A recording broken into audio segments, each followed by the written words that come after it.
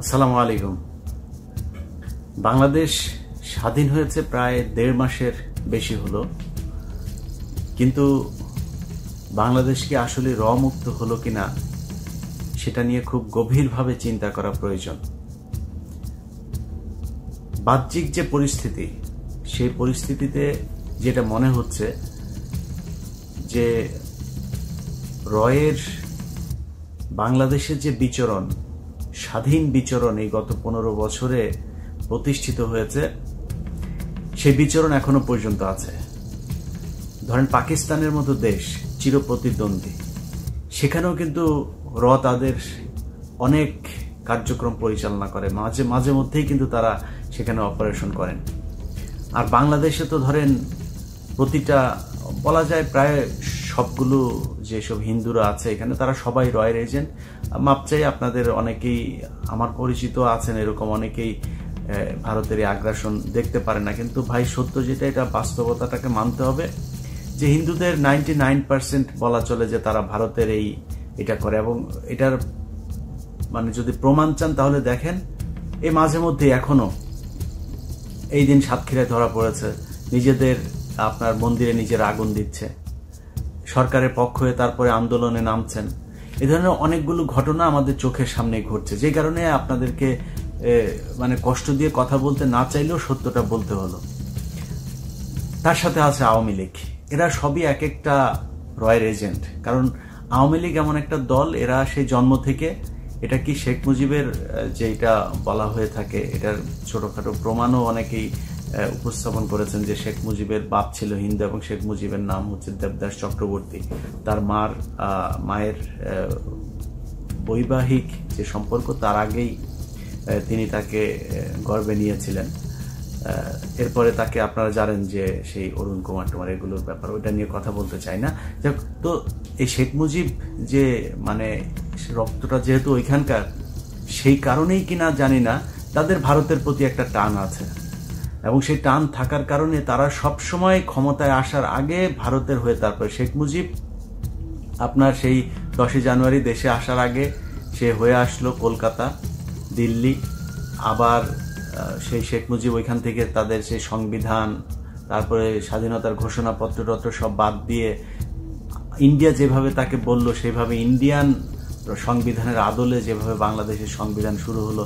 তো সবকিছু মিলায়ে 2009 সালেও যখন শেখ হাসিনা 8 সালে যখন ক্ষমতায় আসার পরপরই এই যে কথিত বিডিআর বিদ্রোহের নামে যে সেনাবাহিনীর অফিসারদেরকে হত্যা করা হলো, এগুলো সবই সেই ভারতের চাল।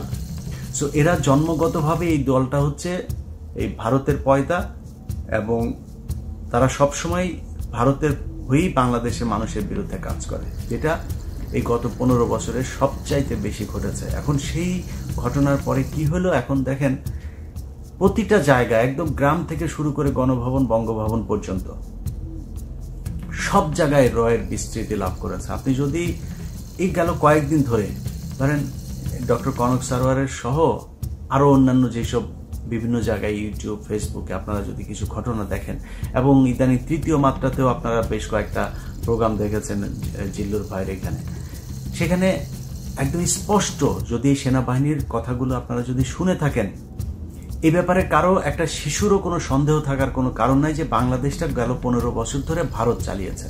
এবং আমাদের ডিজিএফআই বলেন, এনএসআই বলেন, এসবি, সিআইডি সবচাইতে প্রভাবশালী সংস্থা হিসেবে বাংলাদেশে একদম ফিজিক্যালি কাজ করেছে এখন এটা যদি সত্য হয়ে থাকে, তাহলে এখন কি সেই আছে কি নাই? তাদেরকে সরানোর জন্য কি কোনো ব্যবস্থা নেওয়া হয়েছে, নাকি তারা এখনো কার্যক্রম পরিচালনা করে যাচ্ছে? এটা তো তাহলে বের করা আমার রাষ্ট্রের নিরাপত্তার জন্য, সার্বভৌমত্বের জন্য খুবই দরকার। সেটা কি করা হয়েছে? আমি বাহ্যিক এমন কোনো পদক্ষেপ দেখি নাই যে বাংলাদেশে থাকবে না, থাকতে পারবে না, কর্ম পরিচালনা করতে পারবে না, এরকম কোনো পদক্ষেপ নেওয়া হয়েছে। আপনি দেখেন প্রথম পদক্ষেপ কোনটা নেওয়া উচিত ছিল। এই দেশে সেনাবাহিনী আপনার এই গেল 15 বছরে যতজন অফিসারকে চাকরিচ্যুত করেছে, তাদের ব্যাপারে দেশপ্রেমের কোনো পরীক্ষা নেওয়ার দরকার নেই। তারা সোজা বয়স বেড়ে গেল, প্রয়োজনে এই আপনার বয়সের সময়সীমা বাড়িয়ে হলেও তাদেরকে এনে আবার চাকরিতে আনতে হবে, কারণ তারা জানেন যে রয়ের কারা কারা এই দেশে কাজ করেছে। 25শে ফেব্রুয়ারি যে 2009 সালে যে বিডিআর অফিসারদেরকে হত্যাকাণ্ড করা হয়েছে, সেটার সাথে কারা জড়িত হয়েছিল এই ঘটনাগুলো তারা জানেন। এটা করা হয়েছে? করা হয় নাই।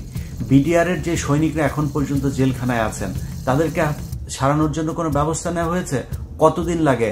আপনারা এখানে এসে তারপরে বসে জনগণের টাকায় অলরেডি 1 মাসের বেতন তো নিয়ে নিয়েছেন, আরো কতদিন লাগবে? তারা জেলখানায় এখনো জেল খাটছে।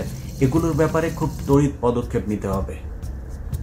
আপনি যদি দেখেন যে সেনাবাহিনীতে এই যে যারা গুম হয়েছিল, তাদের মধ্যে অনেকেই এখনো পর্যন্ত তাদের খোঁজ নেই, তারা বেঁচে আছেন। সেই মেজর জিয়া থেকে শুরু করে অনেকেই বেঁচে আছেন না মারা গেছেন, কি হয়েছেন, কোথায় আছেন কেউ জানে না। তাদের ব্যাপারে তো পদক্ষেপ নিতে হবে। যাদের এখনো বয়স আছে সেই অফিসারদেরকে এখনো চাকরিতে আনার জন্য কি ব্যবস্থা নেওয়া হচ্ছে? কোনো খবর নাই। কিছু হইলে তাদের ব্যাপারে আপনারা জানেন যে মেজর জিয়াকে বলা হয়েছে সে নাকি কি বলে জঙ্গি। তো এই শেখ হাসিনার এই যে নাটক, ভারতের প্রেসক্রাইবড যে নাটক এই দেশে এই গেল 15 বছর ধরে ইমপ্লিমেন্টেশন হয়েছে, সেই ইমপ্লিমেন্ট করতে গিয়ে যত বাংলাদেশের মেধাবী সৈনিক অফিসারদেরকে এই দেশের মানে শাস্তি দেওয়া হয়েছে, তাদেরকে দেশান্তরিত করা হয়েছে, গুম করা হয়েছে, খুন করা হয়েছে, তাদেরকে দ্রুত ফিরিয়ে আনতে হবে। সেটার কোনো পদক্ষেপ এখন পর্যন্ত দেখি নাই। তো সেটা কবে হবে, কি করা হবে, সেটা খুব দ্রুত পদক্ষেপ নিতে হবে। আরেকটা বিষয় নিয়ে কথা বলে শেষ করতে চাই, সেটা হচ্ছে বাংলাদেশের অনেক মানুষ আছে, এই যে কয়েকদিন আগে যে আন্দোলন হলো, সেই আন্দোলনের ভেতরেও প্রমাণ করে গেছেন যে বাংলাদেশের মানুষ তার দেশের জন্য জীবন দিতে পারে, প্রস্তুত। এই দেশে এই যে আনসারুল ইসলাম হিন্দালফিল সার্কিয়া যে দলের নাম বলা হয়েছে, আরো এরকম আনসারুল বাংলা সহ এরকম অনেক জঙ্গি সংগঠন যেগুলো শেখ হাসিনার মানে তাদের হয়তো দল আছে, কিন্তু শেখ হাসিনা যেগুলো বলেছে তারা সন্ত্রাসী, তারা এই করেছে সেই করেছে, এগুলো শেখ হাসিনা বলে আন্তর্জাতিক বিশ্বের কাছে একটা মিথ্যা তথ্য দিয়ে তাদেরকে বাংলাদেশের মানুষের কাছে কালার করেছে। তো এই কালার যারা আছে, যে সংগঠনগুলো, এই সংগঠনের ভেতরে বেশিরভাগই আমি মানে যতটুকু আমার এটার ভেতরে ঢোকার, বিভিন্ন জায়গায় ঢোকার সুযোগ হয়েছে, আমি দেখেছি এরা সবাই দেশপ্রেমিক। এরা দেশের জন্য বিভিন্ন সংগঠন করেছে, সেটাকে জঙ্গি বলে তারপরে শেখ হাসিনা প্রতিষ্ঠিত করেছে। অতএব তারাও কিন্তু জীবন দিতেই সেখানে গিয়েছে যদি প্রয়োজন হয়। সেই মানুষগুলো এইখানে এখনো পর্যন্ত এরকম অনেকে বেঁচে আছে। তাদের মতো অনেক মানুষ আছে যারা এখনো জীবন দিতে পারে, জীবন দিতে চায় এই দেশের জন্য।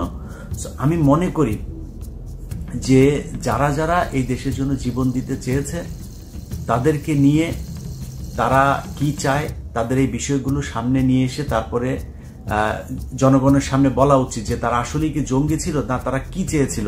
ওইসব সংগঠনগুলোর ব্যাপারে একটা সুস্পষ্ট ধারণা মানুষকে দিতে হবে যে শেখ হাসিনা কিভাবে তাদেরকে সন্ত্রাসী জঙ্গি হিসাবে মানুষের সামনে উত্থাপন করেছে। এটা একটা পার্ট আওয়ামী লীগ, কিন্তু এটা আমরা জানি যে শেখ হাসিনা এখন দেশে নাই। শেখ হাসিনা কি করেছে, কিভাবে জঙ্গি নাটক সাজিয়েছে, যেই মিডিয়াকে দিয়ে করেছে সেই মিডিয়াই এখন আমাদের সামনে তুলে ধরছে। কিন্তু একটা অনেক বড় জায়গা আমাদের ধরাছোঁয়ার বাইরে আছে, সেটা হচ্ছে প্রথম আলো আর ডেইলি স্টার।